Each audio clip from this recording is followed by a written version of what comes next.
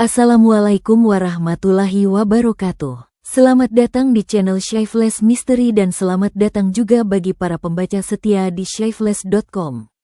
Pada kesempatan kali ini, kami akan membawa Anda menelusuri sebuah kisah yang menegangkan, misterius, dan penuh teka-teki.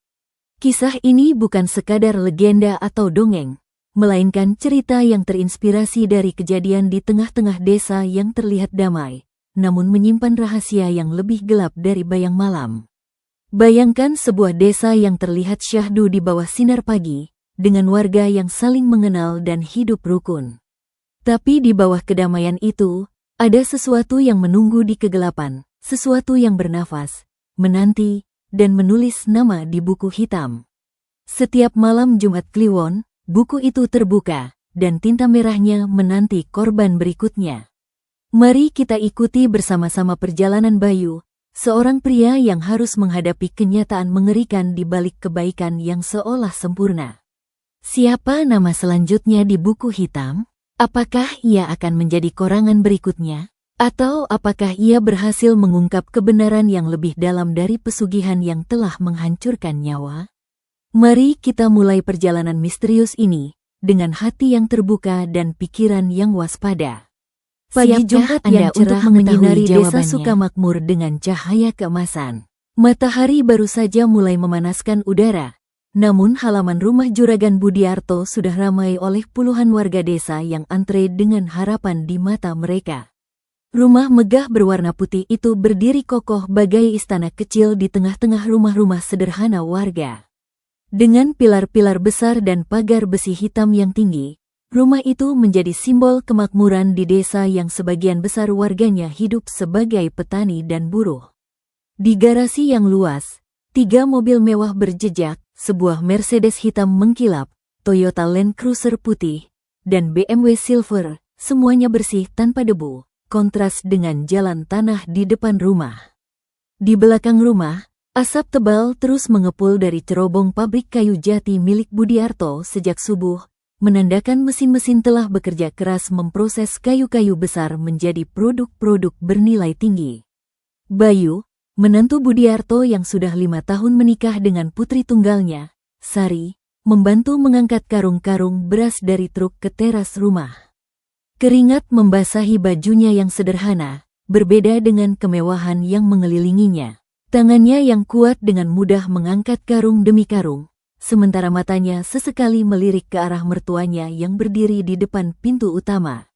Budiarto, pria berusia 50 tahun dengan tubuh tegap dan rambut yang mulai memutih di pelipis, mengenakan kemeja lengan panjang putih yang selalu rapi. Wajahnya yang biasanya tegas kini tersenyum ramah kepada setiap warga yang datang. Di tangannya, ia memegang beberapa amplop putih berisi uang, bantuan rutin yang diberikan setiap Jumat pagi. "Bu Ningsih, ini untuk anak-anakmu yang sekolah," ucap Budiarto sambil menyodorkan amplop dan karung beras 5 kilogram kepada seorang janda tua yang tangannya sudah bergetar karena usia. "Terima kasih, Pak Budiarto. Semoga Tuhan membalas kebaikan Bapak," jawab Bu Ningsih dengan suara bergetar, matanya berkaca-kaca. "Tanpa bantuan Bapak, anak bungsu saya tidak bisa melanjutkan sekolah ke SMA." Budiarto mengangguk dengan wajah penuh simpati. "Rezeki tidak akan berkah jika tidak dibagi, Bu. Kita semua saudara di desa ini." Sari, putri Budiarto yang cantik dengan wajah lembut mirip ibunya yang telah meninggal 10 tahun lalu, muncul dari dalam rumah membawa nampan berisi gelas-gelas air dingin. "Silakan diminum, Bu. Cuaca mulai panas," ucapnya dengan sopan kepada para warga yang menunggu. "Anak yang baik, seperti bapaknya," gumam seorang nenek tua sambil menerima gelas dari Sari. Bayu menyelesaikan pengangkatan karung terakhir, lalu mendekati Budiarto. "Semua sudah terdistribusi, Pak. Masih ada 10 karung cadangan di gudang kecil." "Bagus," sahut Budiarto singkat, matanya masih memperhatikan warga yang antre. "Besok Jumat lagi, kita siapkan lebih banyak. Musim kemarau ini banyak yang kesulitan." Sambil mengelap keringat di dahinya, Bayu berjalan menuju pabrik di belakang rumah. Suara mesin potong kayu yang berisik sudah terdengar sejak tadi. Ia harus memeriksa mesin utama yang kemarin sempat bermasalah. Di pintu pabrik, beberapa karyawan menyapanya dengan hormat. "Pak Bayu, mesin nomor 3 lagi macet nih," lapor seorang karyawan muda bernama Manto. "Sudah saya periksa tadi pagi, Manto. Coba ganti oli mesinnya, mungkin terlalu kental," instruksi Bayu sambil masuk ke dalam bangunan pabrik yang luas. Udara di dalam pabrik penuh dengan serbuk kayu yang berterbangan, meskipun sistem ventilasi telah bekerja maksimal. Bayu berjalan di antara mesin-mesin besar, memeriksa satu persatu dengan teliti. Sebagai lulusan teknik mesin, ia merasa bertanggung jawab atas kelancaran operasional pabrik ini, warisan yang suatu hari nanti akan ia kelola bersama Sari. Tapi di balik kepatuhannya pada mertua, ada keraguan yang mulai menggerogoti hati Bayu. 3 tahun terakhir ini, sejak ia mulai terlibat lebih dalam bisnis keluarga, ia memperhatikan pola-pola yang aneh. Kebaikan Budiarto yang tampak tulus, selalu disertai dengan ritual-ritual kecil yang tidak pernah ia pahami sepenuhnya. Setiap malam Jumat Kliwon, Budiarto selalu mengunci diri di ruang kerjanya hingga larut malam. Setiap kali ada karyawan yang sakit parah atau meninggal, Budiarto menjadi lebih dermawan dalam beberapa minggu berikutnya. Bayu mengusap wajahnya yang mulai letih. Mungkin ia hanya terlalu lelah dan paranoid. Desa Sukamakmur tampak damai di bawah naungan kebaikan Budiarto. Hampir semua warga menghormati dan mencintai pria itu. Tapi mengapa ia merasa ada sesuatu yang tidak beres? "Mas Bayu, ada telepon dari supplier kayu dari Kalimantan," panggil seorang karyawan dari ruang kantor. Bayu menghela napas, mengusir pikiran-pikirannya yang gelap. Ia harus fokus pada pekerjaan. Tapi di sudut hatinya, benih kecurigaan telah tertanam dan mulai tumbuh. 2 minggu berlalu sejak Jumat terakhir di bulan Suro menurut kalender Jawa. Suasana di pabrik kayu jati Budiarto berubah drastis pagi itu. Biasanya riuh oleh suara mesin dan obrolan karyawan, kini hening yang mencekam menyelimuti setiap sudut ruangan. Bayu sedang memeriksa laporan produksi di kantornya ketika terdengar teriakan panik dari arah gudang utama. "Pak Bayu, Pak Bayu!" Seorang karyawan muda bernama Joko berlari tergopoh-gopoh, wajahnya pucat ketakutan. Napasnya tersengal-sengal saat sampai di depan pintu kantor Bayu. "Ada apa, Joko? Kenapa terburu-buru begitu?" tanya Bayu sambil berdiri dari kursinya. Pak Manto, dia." Joko tidak bisa menyelesaikan kalimatnya, tangannya menunjuk ke arah gudang utama. Bayu segera berlari meninggalkan kantor, jantungnya berdebar kencang. Ia melewati mesin-mesin yang berhenti beroperasi, melewati karyawan-karyawan yang berkumpul dengan wajah-wajah cemas. Saat memasuki gudang utama, ruangan besar dengan tumpukan kayu jati berkualitas tinggi, ia melihat sekelompok karyawan berdiri melingkar. "Beri jalan!" teriak Bayu. Para karyawan menyingkir, membuka jalan untuknya. Di tengah lingkaran itu, tergeletak tubuh Manto, karyawan yang kemarin masih melaporkan masalah mesin kepadanya. Wajah Manto pucat sekali, matanya terbuka lebar seolah melihat sesuatu yang mengerikan sebelum menghembuskan napas terakhir. Tidak ada luka luar yang terlihat, tidak ada darah, tidak ada tanda-tanda kekerasan. Bayu berjongkok di samping tubuh Manto, meraba nadinya yang sudah tidak berdenyut. "Sudah berapa lama?" tanyanya kepada karyawan yang berdiri paling dekat. Baru saya temukan, Pak. Saya mau ambil kayu untuk mesin nomor 4. Lalu melihat Pak Manto sudah terbaring di sini," jawab karyawan itu gemetar. "Panggil dokter, cepat," perintah Bayu. Tapi sebelum ada yang bergerak, Budiarto sudah muncul di pintu gudang. Wajahnya tenang, terlalu tenang untuk situasi seperti ini. Ia berjalan mendekati tubuh Manto dengan langkah pasti, matanya menyapu sekeliling ruangan sebelum akhirnya berhenti di wajah Bayu. "Sudah tidak ada yang bisa dilakukan," ucap Budiarto dengan suara datar. "Panggil dokter dari puskesmas untuk memastikan, lalu siapkan ambulans." Dalam waktu 20 menit, dokter dari puskesmas desa sudah tiba. Setelah memeriksa sekilas, dokter itu menggeleng. Serangan jantung mendadak, tidak ada tanda-tanda lain. Tapi, dokter itu berhenti, melihat sekeliling ruangan. Tapi aneh, Manto masih muda, hanya 35 tahun. Riwayat jantungnya pun sehat saat pemeriksaan terakhir. Budiarto mengangguk, wajahnya tetap tanpa ekspresi. Kematian adalah takdir. Kita tidak bisa melawan takdir. Bayu memperhatikan mertuanya dengan seksama. Tidak ada kesedihan di wajah Budiarto, tidak ada kejutan, tidak ada emosi apapun. Hanya penerimaan yang terlalu mudah untuk kematian seorang karyawan yang telah bekerja selama 10 tahun di pabriknya. Sore harinya, Budiarto mengunjungi rumah duka keluarga Manto di ujung desa. Ia membawa amplop coklat tebal berisi uang, jumlah yang jauh lebih besar dari santunan biasanya. Keluarga Manto yang miskin menerima amplop itu dengan tangisan haru, menyebut Budiarto sebagai malaikat penyelamat di saat mereka paling membutuhkan. Uang ini untuk biaya pemakaman dan modal usaha istri Manto, kata Budiarto dengan suara lembut yang penuh simpati. Saya akan tetap membayar gaji Manto selama 6 bulan ke depan untuk anak-anaknya yang masih sekolah. Bayu yang ikut menemani Budiarto diam-diam memperhatikan mertuanya. Setiap kata, setiap gerakan, tampak sempurna. Terlalu sempurna, seolah-olah semuanya sudah direncanakan sebelumnya. Dalam perjalanan pulang dengan mobil Mercedes hitam milik Budiarto, Bayu tidak tahan lagi. Ia memecah keheningan yang telah berlangsung sejak mereka meninggalkan rumah duka. Ini sudah orang ketiga yang meninggal di malam Jumat Kliwon, Pak, ucap Bayu hati-hati, matanya menatap jalan di depan. Pertama Pak Yanto tahun lalu Om Haryo 6 bulan lalu, dan sekarang Manto. Apakah Bapak tidak merasa ada yang aneh? Budiarto tidak segera menjawab. Ia menyetir dengan tenang, matanya fokus pada jalan. Beberapa detik berlalu sebelum akhirnya ia berbicara. Kematian adalah urusan Tuhan, Bayu. Kita manusia hanya bisa menerima. Tapi pola yang sama, Pak. Semuanya di malam Jumat Kliwon, semuanya karyawan pabrik kita, semuanya tanpa sebab yang jelas.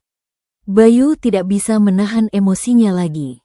Budiarto menoleh sebentar ke arah Bayu. Matanya berbinar dengan sesuatu yang tidak bisa dibaca oleh menantunya. Kau terlalu banyak berpikir, Bayu. Kadang-kadang kebetulan memang terjadi. Fokus saja pada pekerjaanmu. Tapi Bayu tahu ini bukan kebetulan. Hatinya berteriak bahwa ada sesuatu yang sangat salah. Ia mengingat kembali malam-malam ketika Budiarto mengunci diri di ruang kerjanya. Suara-suara aneh yang kadang terdengar. Bau aneh seperti kemenyan dan sesuatu yang membakar yang sesekali tercium di sekitar rumah. Mobil Mercedes itu memasuki halaman rumah megah berwarna putih. Budiarto mematikan mesin, lalu menatap Bayu dengan intens. Jangan bicarakan ini kepada siapapun, termasuk Sari. Kau hanya akan membuat orang-orang tidak perlu khawatir.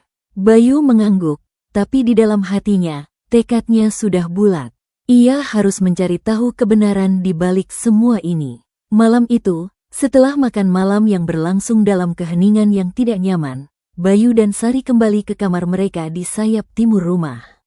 Sari, yang biasanya ceria dan banyak bercerita tentang harinya, kali ini diam 1000 bahasa.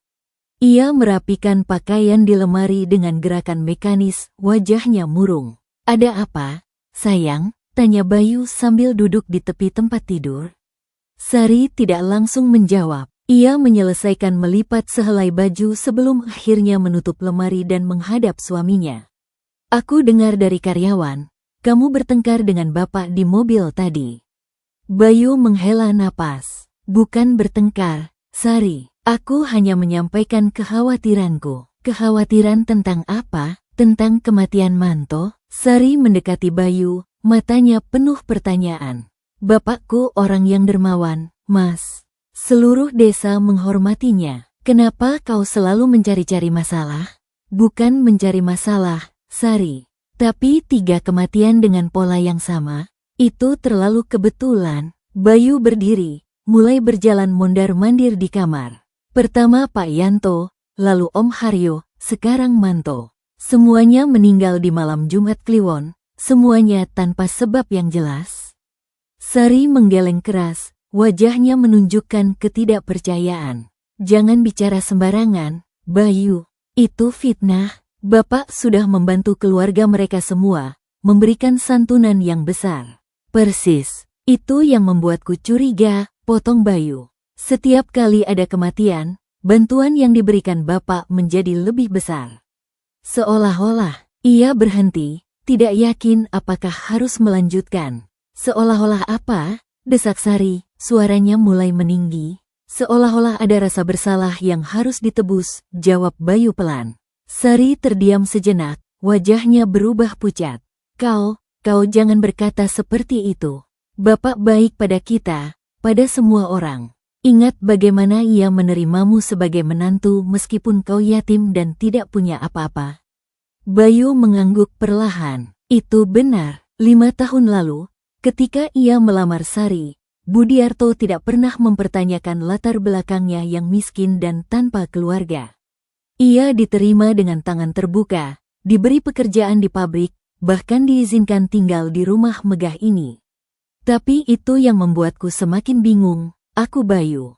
Kenapa seseorang yang begitu baik bisa? Ia tidak menyelesaikan kalimatnya. Bisa apa? Tanya Sari. Sekarang suaranya bergetar. Tidak apa-apa. Bayu menghela napas. Mungkin aku hanya lelah, tapi di dalam hatinya, Bayu tahu ia tidak bisa berhenti di sini. Ia teringat peringatan Budiarto 2 hari lalu tentang kerusakan mesin di gudang lama, gudang yang sudah tidak digunakan sejak 3 tahun terakhir. Jangan pernah masuk ke gudang lama itu, Bayu. Bangunannya sudah tidak aman, kata Budiarto dengan nada yang aneh, hampir seperti ancaman. Malam semakin larut. Sari akhirnya tertidur dengan wajah masih bermuram durja. Bayu berbaring di sampingnya. Matanya menatap langit-langit kamar. Jam dinding menunjukkan pukul 2 pagi ketika ia akhirnya mengambil keputusan. Dengan hati-hati, ia bangkit dari tempat tidur, mengenakan celana jeans dan kaos hitam. Dari laci meja kerjanya, ia mengambil senter besar dan kunci cadangan yang ia curi dari bengkel seminggu yang lalu, kunci gudang lama yang seharusnya hanya ada 1 duplikatnya, yang dipegang Budiarto. Rumah besar itu sunyi ketika Bayu melangkah keluar dari kamarnya. Ia melewati koridor panjang dengan hati-hati, menghindari papan kayu yang diketahui berderit. Setelah sampai di pintu belakang, ia membukanya perlahan dan melangkah ke udara malam yang dingin. Gudang lama berdiri sekitar 100 meter dari rumah utama, bangunan kayu besar yang catnya sudah mengelupas di berbagai tempat. Disinilah pabrik pertama Budiarto dimulai 20 tahun lalu, sebelum ia membangun pabrik baru yang lebih modern. Menurut cerita, gudang ini sudah tidak digunakan sama sekali, hanya menyimpan barang-barang bekas dan kayu-kayu tua. Bayu mendekati pintu gudang, jantungnya berdebar kencang. Ia mengarahkan senter ke gembok besar yang menggantung di pintu. Dengan tangan yang sedikit gemetar, ia mencoba kunci cadangan yang dibawanya. 1 kali putaran, 2 kali, gembok itu terbuka dengan suara klik yang keras di keheningan malam. Dengan mendorong pintu kayu yang berat, Bayu memasuki gudang. Udara dingin dan bau serbuk kayu tua menyambutnya. Senter di tangannya menyapu ruangan gelap, mengungkap tumpukan kayu-kayu tua dan mesin-mesin rusak yang berdebu. Tapi sesuatu menarik perhatiannya. Di sudut terjauh gudang, di balik tumpukan kayu yang tampak seperti dinding biasa, ada sesuatu yang tidak beres. Pola tumpukan kayu itu terlalu rapi, terlalu sengaja dibuat untuk menutupi sesuatu. Bayu mendekat, menyinari tumpukan kayu itu dengan senter. Dan di sana, hampir tersamar dengan sempurna, ia melihat garis vertikal yang lurus, pintu. Jantung Bayu berdebar kencang saat ia menyadari apa yang baru saja ditemukannya. Sebuah pintu tersembunyi di balik tumpukan kayu yang sengaja disusun untuk menyembunyikannya. Dengan hati-hati, ia mulai memindahkan kayu-kayu itu satu persatu, berusaha membuat suara sekecil mungkin. Setelah 10 menit bekerja dengan tenaga penuh, Akhirnya terbukalah jalan menuju pintu rahasia itu. Pintu kayu tua dengan gembok besi berkarat yang besar. Bayu mengarahkan senternya ke gembok itu, memeriksanya dengan seksama. Gembok ini berbeda dengan yang di pintu utama, lebih tua, lebih berat, dan yang paling penting, masih terkunci rapat. Ia memandang sekeliling, mencari sesuatu yang bisa digunakan untuk membuka gembok itu. Di sudut gudang, ia melihat sebuah linggis besi berkarat. Dengan mengambilnya, ia kembali ke pintu rahasia itu. Tolonglah, Tuhan, gumam Bayu sebelum mulai mengungkit gembok itu dengan linggis. Suara besi berderit memecah kesunyian gudang. Bayu mengerahkan seluruh tenaganya, mendorong linggis dengan sekuat mungkin. Sekali, 2 kali, 3 kali, akhirnya dengan suara krak yang keras, gembok itu patah dan jatuh ke lantai berdebu. Bayu menarik napas dalam-dalam sebelum mendorong pintu kayu itu terbuka. Bau yang menusuk langsung memenuhi hidungnya, bau campuran antara kayu lapuk, sesuatu seperti darah kering, dan kemenyan yang kuat. Bau itu begitu asing dan mengerikan sehingga membuatnya hampir muntah. Dengan senter di tangan, ia melangkah masuk ke ruangan gelap itu. Sinar senter menyapu ruangan kecil berukuran sekitar 3 kali 3 meter. Dan apa yang dilihatnya membuat darahnya membeku. Di tengah ruangan, ada sebuah meja kayu tua yang penuh dengan coretan-coretan aneh. Di atas meja itu, terpajang 3 foto Pak Yanto, Om Haryo, dan Manto. Di depan setiap foto, ada sebuah mangkuk kecil berisi cairan hitam pekat yang masih mengeluarkan bau anyir. Bayu mendekat, tangannya gemetar memegang senter. Ia mengarahkan cahaya ke salah satu mangkuk, dan kengerian semakin menjadi ketika ia melihat ada sesuatu seperti rambut dan kuku di dalam cairan hitam itu. Ya Allah, gumamnya, hampir tidak percaya dengan apa yang dilihatnya. Matanya kemudian tertarik pada sebuah buku catatan tebal berwarna hitam yang terletak di sudut meja. Dengan tangan yang masih gemetar, ia mengambil buku itu dan membukanya. Halaman pertama berisi tulisan-tulisan dalam bahasa Jawa kuno yang tidak bisa ia baca sepenuhnya. Tapi beberapa kata yang ia kenal membuat bulu kuduknya berdiri. Pesugihan, korban, Jumat Kliwon, nyawa. Ia membalik halaman demi halaman, dan semakin banyak yang ia baca, semakin dingin tubuhnya. Buku itu berisi catatan ritual-ritual aneh, daftar nama, dan tanggal kematian. Lalu ia sampai pada halaman terakhir yang masih terisi. Matanya membesar, nafasnya tersengal-sengal. Di sana, tertulis daftar nama-nama korban. 1. Yanto, dicoret dengan tinta merah. 2. Haryo, dicoret dengan tinta merah. 3. Manto, dicoret dengan tinta merah. Dan di bawahnya, dengan tinta merah yang masih basah, seolah baru ditulis beberapa jam yang lalu. 4. Bayu, nama sendiri terpampang di sana, dengan huruf kapital semua, seolah menekankan pentingnya. Tinta merahnya masih segar, beberapa tetes kecil telah meleleh ke bawah, membentuk garis-garis seperti darah. Bayu membaca ulang namanya, tidak percaya. Ya Allah, ini nama saya. Tangannya gemetar begitu hebat sehingga buku itu hampir terjatuh. Ia menatap namanya yang tertulis di sana, lalu melihat foto-foto ketiga korban di meja. Polanya jelas sekarang. Setiap orang yang namanya ada di buku ini akan mati. Dan sekarang gilirannya. Dengan cepat, ia menutup buku hitam itu dan memasukkannya ke dalam saku celananya. Ia harus membawa bukti ini. Ia menyapu ruangan sekali lagi dengan senter, mencari bukti-bukti lain. Di sudut ruangan, ia melihat sebuah keris dengan gagang yang diukir aneh, bilahnya berwarna gelap seperti telah digunakan untuk sesuatu.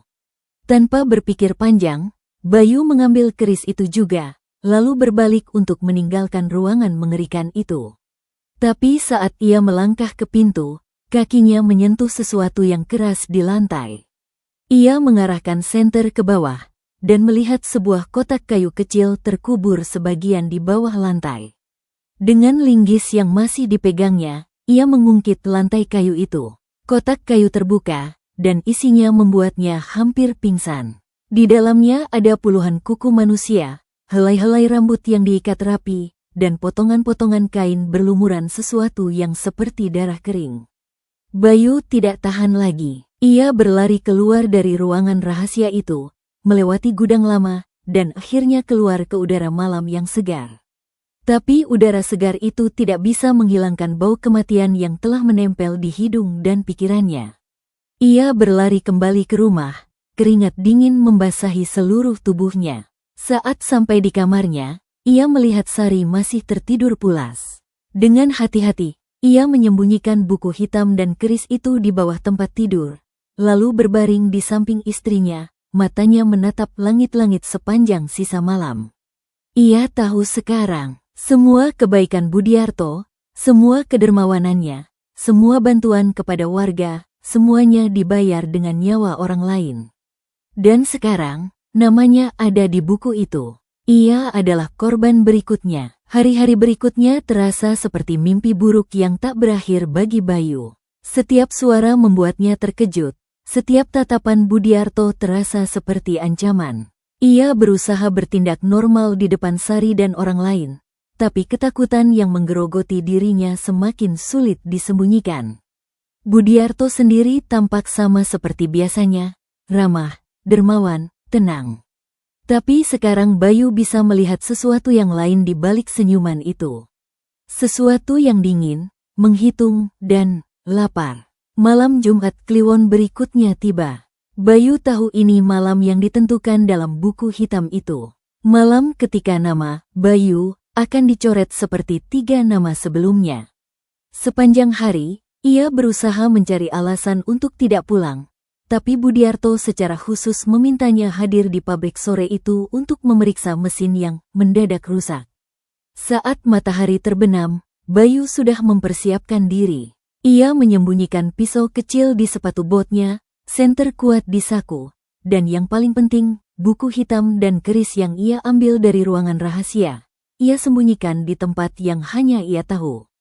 Pukul 21, Budiarto mendatanginya di kantor. Bayu, ada yang perlu kita bicarakan di gudang lama. Masalah mesin yang rusak tadi pagi. Suara Budiarto datar, tapi mata tajamnya menatap Bayu dengan intensitas yang membuat bulu kuduk berdiri. Bisa tidak besok saja, Pak? Saya janji dengan Sari mau keluar malam ini. Jawab Bayu berusaha mencari alasan. Tidak bisa, sahut Budiarto singkat. Ini penting, ikut saya, tidak ada pilihan. Bayu mengikuti Budiarto keluar dari rumah, melewati halaman yang gelap menuju gudang lama. Di perjalanan, ia melirik ke arah rumah, berharap Sari melihatnya pergi. Tapi jendela kamar mereka gelap, Sari mungkin sudah tidur. Sesampainya di gudang lama, Bayu terkejut melihat pintu sudah terbuka. Dari dalam, cahaya lilin kuning menerobos keluar, menari-nari di kegelapan malam. Masuk, perintah Budiarto. Suaranya sekarang berbeda, dingin, berwibawa, penuh ancaman yang tersamar. Bayu melangkah masuk, dan apa yang dilihatnya membuat jantungnya hampir berhenti berdetak. Ruangan utama gudang telah diubah menjadi semacam altar. Lilin-lilin menyala membentuk lingkaran, di tengahnya ada meja kayu yang sama dari ruangan rahasia. Foto-foto ketiga korban masih terpajang, tapi sekarang ada foto keempat di sebelahnya, foto Bayu sendiri yang diambil tanpa sepengetahuannya. Dan yang paling mengerikan, di depan foto-foto itu, mangkuk-mangkuk berisi cairan hitam telah disusun rapi. Mangkuk di depan foto Bayu masih kosong. Budiarto masuk setelahnya, lalu mengunci pintu dari dalam. Sekarang ia berdiri antara Bayu dan pintu keluar, mengenakan pakaian hitam longgar yang tidak pernah Bayu lihat sebelumnya.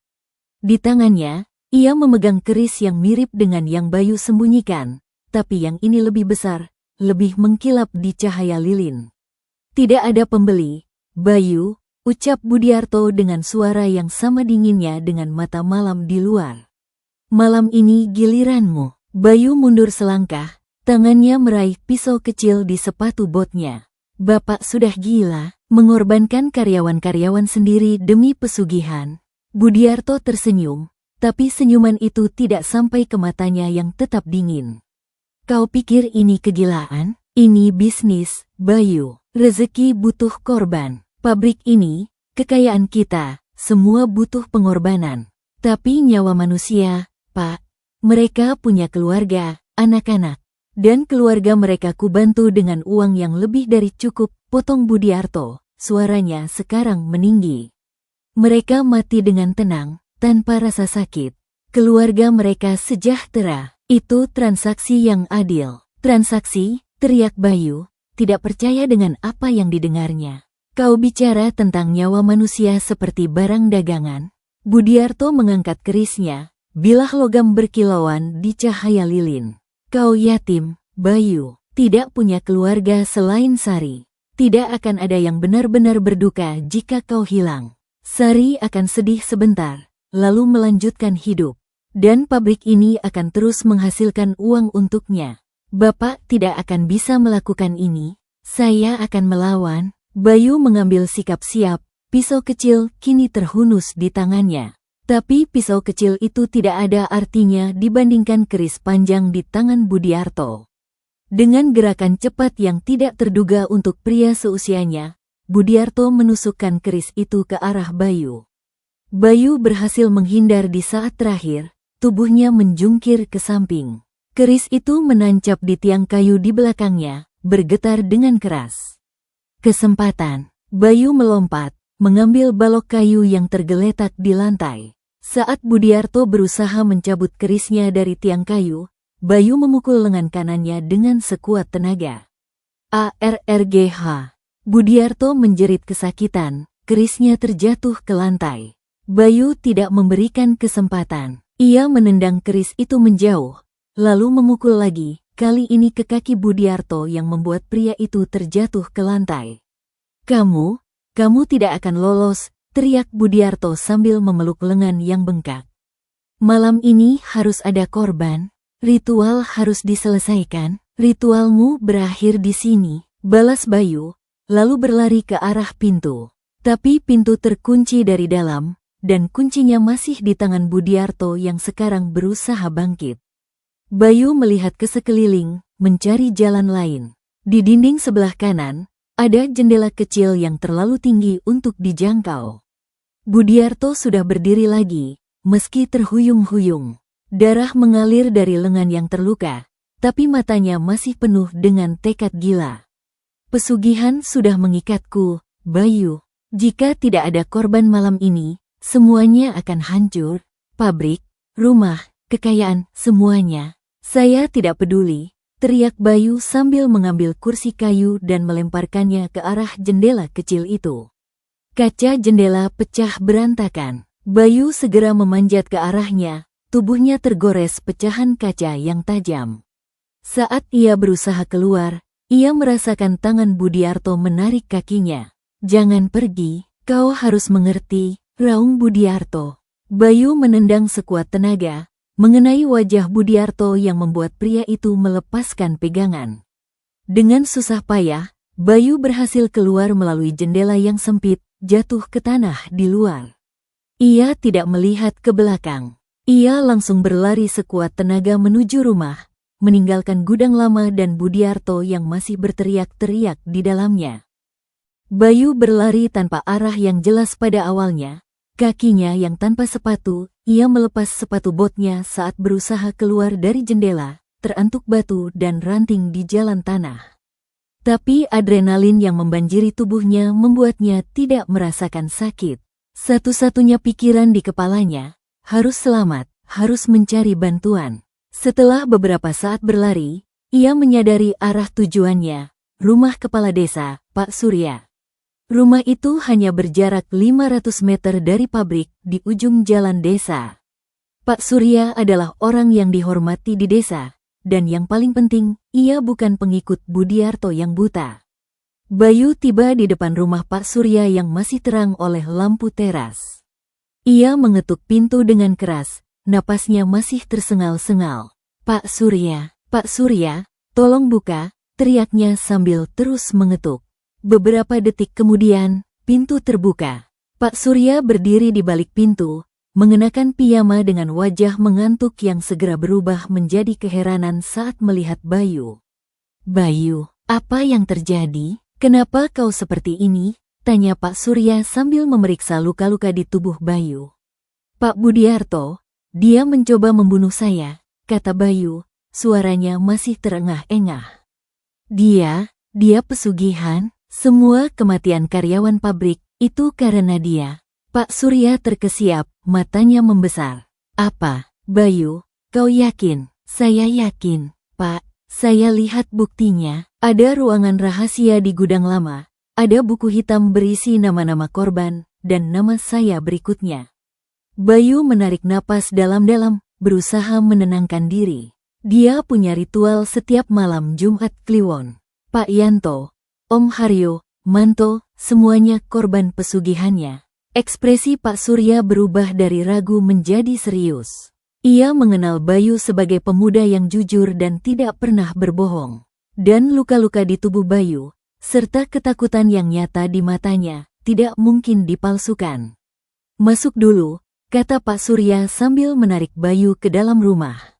"Istri, siapkan air dan handuk, cepat." Istrinya yang juga sudah terbangun segera bergegas memenuhi permintaan suaminya. Sementara itu, Pak Surya mendudukkan Bayu di kursi, lalu mengambil telepon. "Saya akan memanggil polisi," katanya sambil mulai menekan nomor. "Dan warga, kita butuh saksi." Bayu mengangguk, tangannya masih gemetar. Ia menerima handuk dan air dari istri Pak Surya, berusaha membersihkan darah dan kotoran di tubuhnya. Dalam waktu 15 menit, 2 mobil polisi sudah tiba di depan rumah Pak Surya. Bersamaan dengan itu, beberapa warga yang mendengar keributan juga mulai berkumpul di halaman. Kabar buruk menyebar cepat di desa kecil. Sari, yang terbangun karena keributan, juga datang dengan wajah pucat ketakutan. "Bayu, ada apa? Kenapa kau terluka?" tanyanya sambil berlari mendekati suaminya. "Bapakmu, Sari, dia mencoba membunuhku," jawab Bayu pelan, memeluk istrinya yang mulai gemetar.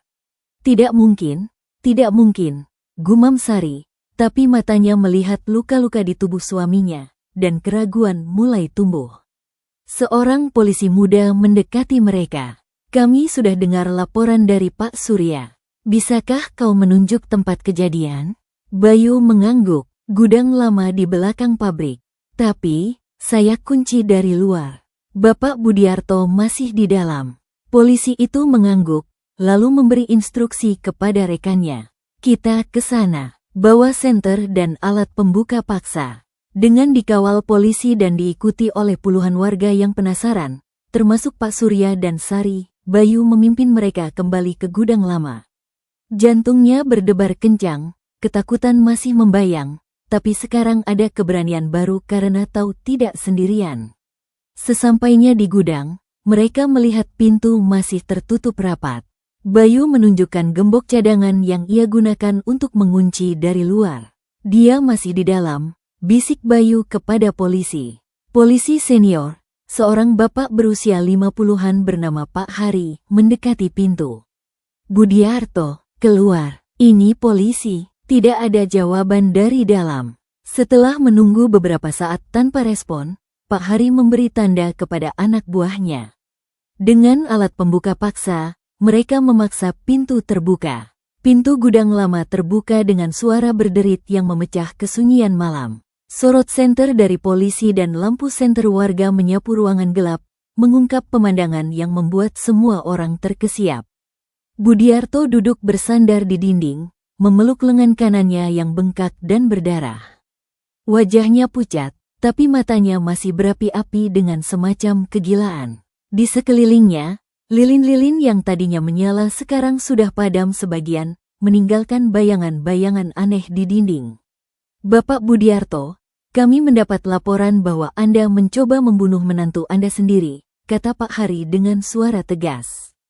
Budiarto tertawa pendek, suaranya parau. "Mencoba? Saya tidak mencoba apa-apa. Saya hanya menjalankan kewajiban." "Kewajiban apa?" tanya Pak Hari sambil mendekat.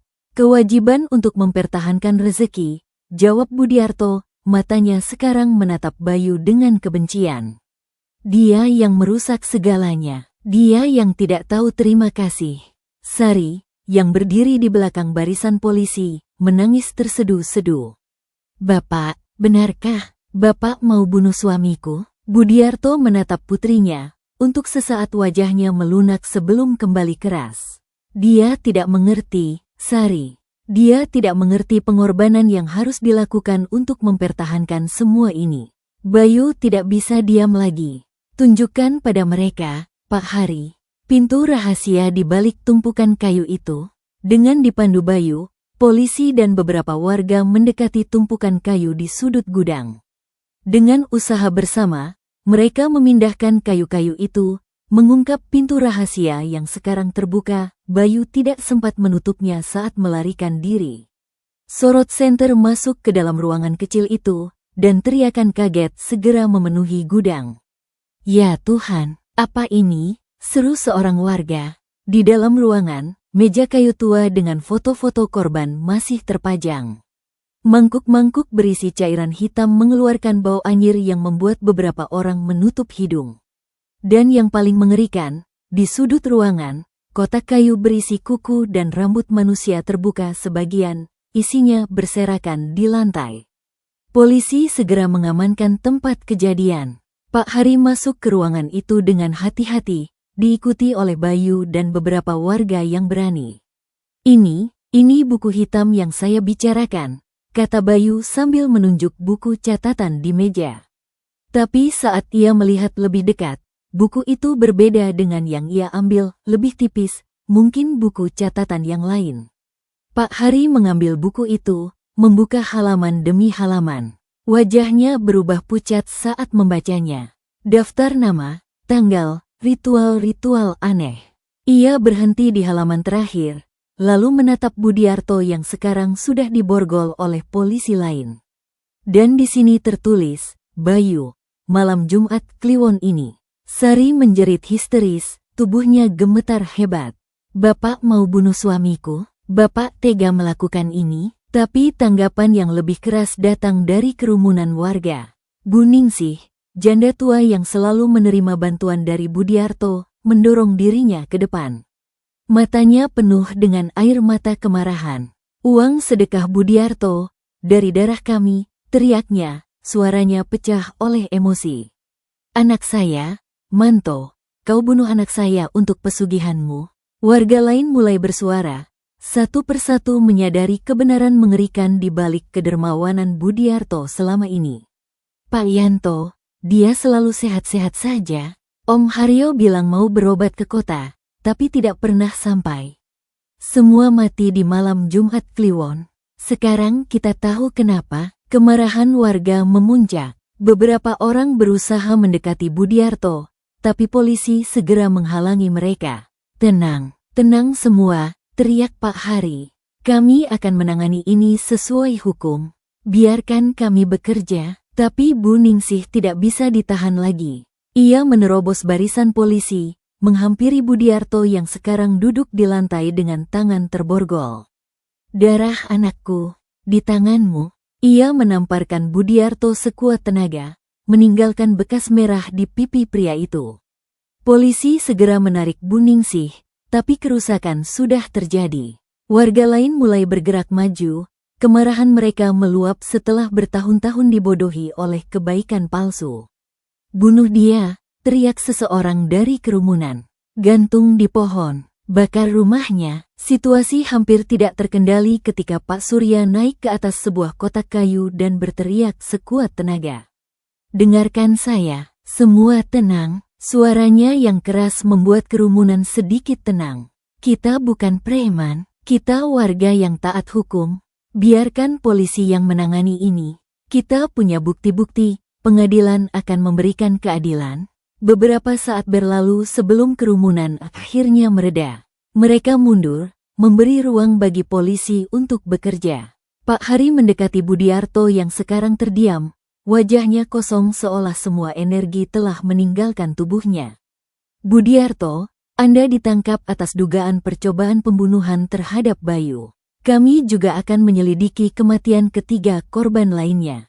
Semua bukti di sini akan kami amankan. Budiarto mengangkat kepalanya, matanya sekarang kosong, tanpa emosi.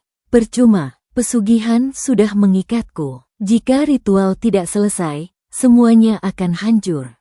Pabrik ini, rumah ini, semuanya. Kami tidak peduli dengan pesugihanmu, jawab Pak Hari dengan tegas. Yang kami pedulikan adalah nyawa manusia yang kau ambil. Sambil dijaga ketat oleh polisi, Budiarto dibawa keluar dari gudang. Saat melewati Bayu dan Sari, ia berhenti sebentar, matanya menatap putrinya yang masih menangis. Sari, maafkan Bapak, bisiknya, suaranya hampir tidak terdengar. Tapi semua ini untukmu, untuk warisanmu. Sari menggeleng, air matanya mengalir deras. Tidak, Bapak, tidak untuk saya. Ini untuk keserakahan Bapak sendiri. Budiarto tertunduk, lalu dibawa pergi ke mobil polisi. Sementara itu, polisi mulai mengamankan bukti-bukti di ruangan rahasia, foto-foto, mangkuk-mangkuk berisi cairan aneh, kotak berisi kuku dan rambut manusia, serta buku-buku catatan ritual. Bayu memeluk Sari yang masih gemetar. Sudah selesai, sayang, sudah selesai. Tapi di dalam hatinya, ia tahu ini baru awal. Pengadilan, investigasi, dan yang paling penting, bagaimana mereka bisa hidup setelah semua ini? Hari-hari berikutnya di desa Sukamakmur berubah drastis.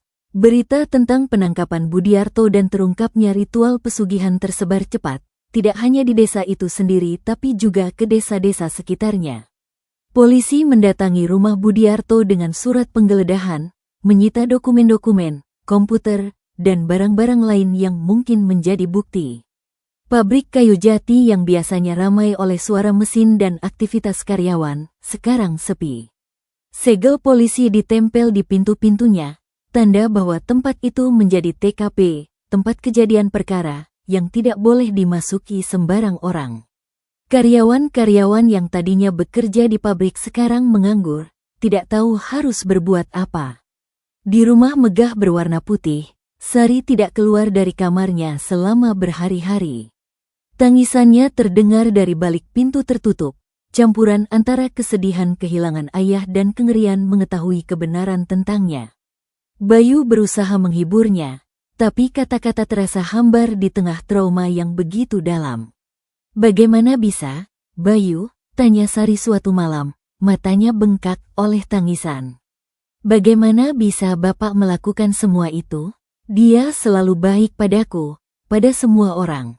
Bayu mengelus punggung istrinya. Manusia bisa menyembunyikan banyak hal di balik topeng, sayang. Tapi yang penting sekarang kita harus bertahan. Bersama-sama, tapi bertahan tidak mudah. Warga desa yang tadinya menghormati keluarga Budiarto sekarang memandang mereka dengan sinis dan kecurigaan. Beberapa bahkan dengan terang-terangan menuduh Sari ikut terlibat, atau setidaknya menutup mata atas kejahatan ayahnya. Dari mana asal kekayaan keluargamu selama ini? Tanya seorang warga kepada Sari saat ia nekat pergi ke warung untuk membeli kebutuhan sehari-hari. Darah anak-anak kami yang membayar mobil-mobil mewahmu, teriak yang lain. Sari pulang dengan air mata lagi, merasa dikhianati oleh orang-orang yang selama ini menerima kebaikan ayahnya. Tapi Bayu mengingatkannya, kebaikan itu dibayar dengan nyawa, dan sekarang mereka harus membayar harganya. Polisi terus mengumpulkan bukti. Buku hitam yang ditemukan di ruangan rahasia berisi catatan detail ritual pesugihan yang dilakukan Budiarto selama 10 tahun terakhir. Tidak hanya 3 korban terakhir, tapi ada nama-nama lain, karyawan pabrik yang meninggal karena kecelakaan kerja atau sakit mendadak dalam beberapa tahun terakhir.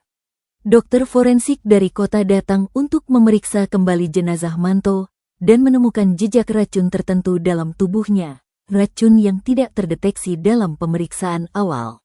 Jenazah Pak Yanto dan Om Haryo juga diekshumasi, digali kembali, dan hasilnya sama, ada tanda-tanda keracunan yang menyebabkan serangan jantung. Budiarto, yang sekarang ditahan di kantor polisi, awalnya diam 1000 bahasa. Tapi di bawah tekanan bukti-bukti yang semakin banyak, akhirnya ia mengaku. Dalam pengakuannya, Ia menceritakan bagaimana semua ini dimulai. 10 tahun yang lalu, pabrik saya hampir bangkrut, ujarnya dalam interogasi yang direkam. Saya berhutang banyak, tidak bisa bayar gaji karyawan. Lalu seorang teman memperkenalkan saya pada seorang dukun yang bisa membantu dengan pesugihan. Pesugihan apa tepatnya? Tanya penyidik. Pesugihan jual nyawa, jawab Budiarto, matanya kosong. Saya harus memberikan nyawa seseorang setiap tahun, di malam Jumat Kliwon. Sebagai gantinya, bisnis saya akan lancar, rezeki akan mengalir. Dan Anda setuju? Budiarto mengangguk perlahan. Saat itu, saya putus asa. Saya pikir saya bisa mengontrolnya. Memilih orang-orang yang tidak punya keluarga, atau yang keluarganya miskin sehingga bisa saya beri santunan besar. Tapi kemudian korban-korbannya semakin banyak.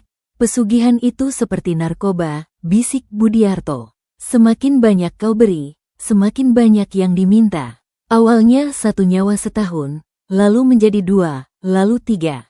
Dan jika tidak dipenuhi, semua yang kudapat akan hilang. Pabrik akan bangkrut, rumah akan disita, semua akan hancur. Penyidik menggeleng, tidak bisa memahami logika di balik kegilaan itu. Dan menantumu, Bayu? Budiarto menunduk. Saya tidak punya pilihan. Dukun bilang, keluarga dekat lebih kuat efeknya. Tapi, saya tidak tega membunuh Sari. Jadi Bayu, dia yatim, tidak punya keluarga lain. Pengakuan itu membuat seluruh ruangan hening. Bahkan polisi yang sudah terbiasa dengan kejahatan merasa ngeri mendengarnya. Sementara itu, di pengadilan, proses hukum berjalan cepat. Dengan bukti-bukti yang kuat dan pengakuan dari terdakwa sendiri, Budiarto divonis hukuman seumur hidup untuk pembunuhan berencana terhadap 3 orang, Pak Yanto, Om Haryo, dan Manto, serta percobaan pembunuhan terhadap Bayu. Vonis itu disambut dengan sorak-sorai dari keluarga korban yang hadir di pengadilan. Tapi bagi Sari, vonis itu bukan kemenangan. Ayahnya, satu-satunya keluarga yang ia miliki, akan menghabiskan sisa hidupnya di penjara.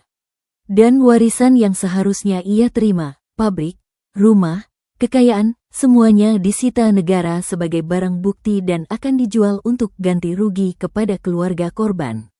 Pada hari terakhir sebelum rumah mereka disegel, Bayu dan Sari berdiri di halaman rumah megah yang sekarang terasa begitu kosong dan menyeramkan. Kita harus pergi dari sini, kata Bayu, memegang tangan istrinya. Mulai baru di tempat lain. Sari mengangguk, matanya masih merah. Tapi kemana, Bayu? Kita tidak punya apa-apa sekarang. Kita masih punya satu sama lain, jawab Bayu sambil memeluk istrinya. Dan saya masih punya keahlian sebagai teknisi mesin. Kita bisa mulai dari nol. Mereka meninggalkan desa Sukamakmur keesokan harinya, hanya membawa beberapa koper berisi pakaian dan barang-barang pribadi. Tidak ada yang mengantar kepergian mereka. Warga desa hanya memandang dari kejauhan, dengan campuran rasa kasihan dan kecurigaan. Sebelum naik ke bus yang akan membawa mereka ke kota, Bayu menoleh sekali lagi ke arah pabrik kayu jati yang sekarang sunyi. Asap tidak lagi mengepul dari cerobongnya. Kehidupan yang pernah berdenyut di tempat itu sekarang telah padam, seperti nyawa-nyawa yang telah diambil untuk mempertahankannya. Selamat tinggal, bisiknya, lalu membimbing Sari naik ke bus. Beberapa bulan kemudian, Bayu dan Sari sudah menetap di sebuah kota kecil di Jawa Tengah. Dengan sisa uang yang berhasil mereka selamatkan, uang tabungan Bayu yang tidak diketahui Budiarto, mereka menyewa rumah kecil dan Bayu bekerja di bengkel mesin milik seorang kenalan. Hidup mereka sederhana, jauh dari kemewahan yang pernah mereka nikmati. Tapi ada kedamaian yang datang dengan kesederhanaan itu, kedamaian yang tidak ternilai setelah trauma yang mereka alami. Suatu malam, saat mereka duduk di teras rumah kecil mereka, Sari bertanya sesuatu yang selama ini mengganggu pikirannya. Bayu, kau pikir Bapak benar? Tentang pesugihan yang mengikatnya, tentang semuanya akan hancur jika ritual tidak diselesaikan? Bayu menarik napas dalam-dalam. Saya tidak tahu, sayang. Tapi yang saya tahu, kejahatan tidak pernah membawa keberkahan. Mungkin pabrik itu akan bangkrut, mungkin kekayaan itu akan hilang. Tapi itu lebih baik daripada terus mengambil nyawa orang lain. Sari mengangguk, tapi matanya masih penuh dengan pertanyaan yang tidak terjawab. Tapi, kenapa Bapak melakukannya? Dia tidak perlu semua itu. Kita sudah hidup berkecukupan bahkan sebelum pabrik itu besar. Keserakahan, Sari, jawab Bayu pelan. Keserakahan bisa membuat orang lupa diri. Melihat tetangga punya lebih, ingin punya lebih lagi. Melihat usaha lain berkembang, ingin berkembang lebih cepat. Dan ketika ada jalan pintas, ia tidak menyelesaikan kalimatnya. Tapi Sari mengerti, jalan pintas itulah yang menghancurkan ayahnya, dan hampir menghancurkan mereka juga. Di desa Sukamakmur, kehidupan perlahan kembali normal. Pabrik kayu jati akhirnya dijual kepada pengusaha dari kota, yang merenovasinya dan membuka lapangan kerja baru bagi warga. Rumah megah berwarna putih juga dijual, dihuni oleh keluarga baru yang tidak tahu sejarah kelam tempat itu. Tapi di balik normalitas yang kembali, ada sesuatu yang tetap tidak beres. Warga desa melaporkan hal-hal aneh di sekitar gudang lama, gudang yang sekarang ditutup rapat dan dijauhi oleh semua orang. Pada malam Jumat Kliwon, mereka kadang mendengar tangisan pelan dari arah gudang itu. Tangisan yang terdengar seperti ratapan, seperti penyesalan. Beberapa warga yang berani mendekat mengaku melihat cahaya lilin berkedip-kedip dari celah-celah papan kayu gudang, meski tidak ada seorang pun di dalamnya. Bu Ningsih, yang sekarang tinggal bersama cucunya, sering terbangun di malam hari karena mimpi buruk tentang anaknya. Dalam mimpinya, Manto muncul dengan wajah pucat, berbisik tentang sesuatu yang tidak selesai, tentang ritual yang terputus. Pesugihan itu masih ada, bisiknya kepada tetangga suatu hari. Dia masih menunggu korban berikutnya. Tetangganya menggeleng, berusaha meyakinkan bahwa semua sudah berakhir. Tapi di lubuk hati mereka juga merasakan kehadiran sesuatu yang tidak wajar. Sesuatu yang tertinggal dari kegilaan Budiarto, menunggu di kegelapan gudang lama, menunggu nama berikutnya di buku hitam. Dan di kota kecil tempat Bayu dan Sari sekarang tinggal, Bayu kadang terbangun di tengah malam, berkeringat dingin.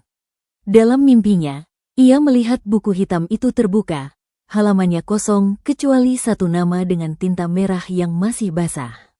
Tapi kali ini, bukan namanya yang tertulis di sana. Nama itu berubah-ubah, kadang seperti bayangan yang tidak bisa dibaca, kadang seperti cerminan wajah-wajah yang tidak dikenalnya. Dan setiap kali ia bangun dari mimpi itu, ia berdoa agar tidak ada lagi nama yang harus dicoret, tidak ada lagi korban untuk pesugihan yang seharusnya sudah berakhir. Namun di suatu tempat yang gelap, di antara tumpukan kayu lapuk dan bau kemenyan yang masih menyengat, sesuatu masih menunggu. Sesuatu yang lapar, yang belum puas dengan korban-korbannya. Dan ketika bulan kembali pada posisinya, ketika malam Jumat Kliwon tiba lagi, mungkin akan ada nama baru di buku hitam itu. Siapa nama selanjutnya? Hanya waktu yang akan menjawab. Setelah semua kejadian berakhir, setelah kebenaran terungkap dan keadilan berjalan, ternyata ada sesuatu yang masih tersisa. Di balik keadilan yang diberikan, di balik kepastian bahwa kejahatan akan dihukum, ada jejak-jejak tak terlihat yang masih menunggu di kegelapan. Seperti bayangan yang tidak bisa dihapus, seperti darah yang kering di buku hitam, pesugihan itu masih ada, masih menanti, masih menulis. Terima kasih telah menyaksikan hingga akhir di channel Shyfeless Mystery dan terima kasih juga kepada para pembaca setia di Shyfeless.com. Dukungan Anda dengan cara menekan tombol like, menulis komentar yang membangun, dan melakukan share adalah energi yang terus mendorong kami untuk terus bercerita dengan lebih baik lagi. Jika Anda merasa cerita ini bermanfaat atau menegangkan, jangan ragu untuk membagikannya kepada teman-teman Anda. Dan jangan lupa, di setiap akhir cerita, selalu ada pelajaran tentang kekuatan kebenaran dan bahaya keserakahan. Sampai jumpa di kisah misteri selanjutnya. Wassalamualaikum warahmatullahi wabarakatuh.